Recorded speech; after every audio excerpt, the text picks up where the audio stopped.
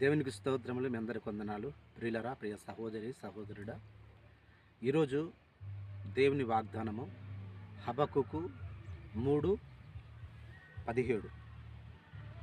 అంజూరపు చెట్లు పూయకుండినను, ద్రాక్ష చెట్లు ఫలింపకపోయినను, ఒలివ చెట్లు కాయకపోయినను, చేనులో పైరు పంటకు రాకపోయినను, గొర్రెల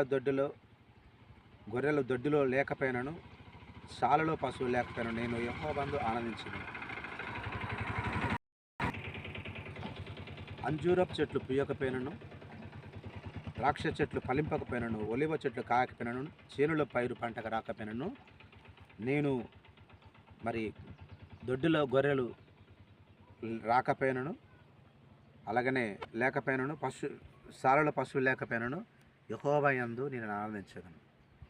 చూడండి ప్రియులరా, ప్రియ సహోదరి సహోదరుడా, మన చేనులో పంట పైరుకు రాకపోయినా, ఒలివ చెట్లు ఫలములు ఇవ్వకపోయినను, ద్రాక్ష చెట్లు ఫలములు ఇవ్వకపోయినను, ఒలివ చెట్లు కాయకపోయినను, యెహోవా యందు నేను ఆరాధించదను.